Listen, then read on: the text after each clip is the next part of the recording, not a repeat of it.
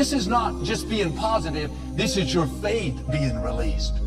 Proverbs 4 says, be careful what you think, because your thoughts run your life. Are your thoughts helping you or hurting you? Are you thinking power thoughts, victory thoughts, well-able thoughts? Or are you thinking defeated thoughts? Embrace whatever comes to you. Don't run from it. Step toward it. Don't try and duck it like most people do. See, most people want it easy. See, easy come, easy what? Easy go. See, but when you go at what you're going to deal with and you deal with the difficulties of it. Listen, getting successful, whatever you consider successful, if it's rich, whatever, it's not a magic trick. It's not God picks certain people he'll make rich and certain people he don't. He gives all of us as his children the power of choice. If you think investing is risky, wait till you get the tab for not investing. See, it's all risky. Getting married is risky. Having children is risky. Going into business is risky. Investing your money is risky. It's all risky. I'll tell you how risky life is. You're not going to get out alive. The Englishman says, well, if that's the way it's going to work out, let's give it a go. Right, that's what it's for. Give it a go. I don't think it matters so much what you do as it does just that you're giving God the time. Just by giving him the time, you're saying, I need you. Now, every morning is a fresh start in our life. Mornings are really wonderful. And you might say, well, I'm not a morning person, but I suggest you pray to get over it and stop saying that. I gotta prove I'm a good dad. I gotta prove I'm a good mom. I gotta prove I'm a good preacher. I gotta prove it. And when you do it to prove it, it takes the joy out of it. Now, everybody gets to experience performance anxiety because we all perform our lives for one another all the time, just constantly. Discipline is the root of all good qualities. And you have to absolutely apply it to things outside of just waking up early.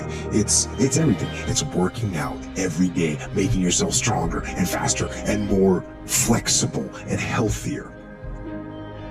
What are you afraid of? Rank it from 1 to 10. So 10 is, make a list of 10 things you're afraid of. The thing you're least afraid of, we'll call number 10. So we'll start with that. Okay, well, I'm afraid of elevators. Okay, well, let's look at a picture of an elevator. Let's have you imagine being in an elevator, right? And you're going to do that at the closest proximity you can manage. You find out, you go do that, it works. And when you get to the point where all you want to do is be successful, as bad as you want to breathe, then you'll be successful. And I'm here to tell you, number one, that most of you say you want to be successful, but you don't want it bad. You just kind of want it. You don't want it badder than you want to party. You don't want it as much as you want to be cool. Most of you don't want success as much as you want to sleep. Our mind wants to protect us. The mind is like, honestly, it has a tactical advantage over us. It knows our deepest, darkest fears or insecurities. It knows where we start to feel, we start getting that doubt creeping that says, hey man, you know what man, maybe this isn't good. Let's go back home to the wife. Let's go back home to the kids. This is not comfortable. And the way you suffer is you focus on yourself. Suffering comes when we obsess about ourselves, what we're getting or not getting, what we should have done, what others should have done for us. It's the me game. You, my dear friend, and I say this with no going slow, your primary core is a giver, which is why you're prospering.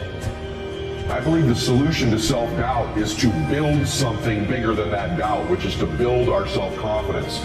And the one thing to know about the fact that you doubt yourself is, one, I struggle with it as well. One of the reasons I've had to go learn to build all these tools for myself is because in my life, my baseball career, my academic career, my business career, my speaking career, I've been riddled with self-doubt. That creeps up all the time in our lives. Am I enough? Am I good enough? You can get defined easily by other people's perceptions of you. My whole life, I was convinced, when I was a young man, I was convinced I was a loser. Absolutely convinced. Until I started getting really good at martial arts, I never thought I was good at anything. I just had a very low self-esteem. And I was limiting myself by what I thought were other people's opinions of me. This is when I was a really young kid. And I didn't figure this out until I was like in my 30s. So you better start with yourself. Because if you're leading others and have nothing to give them, nothing to share with them, nothing to teach them, then I can promise you, you'll never be what you want to be as a leader. And I can promise you that after 40 years of personal growth, the secret of any success, if I've had any success at all, the secret of that success has been personal growth in my life.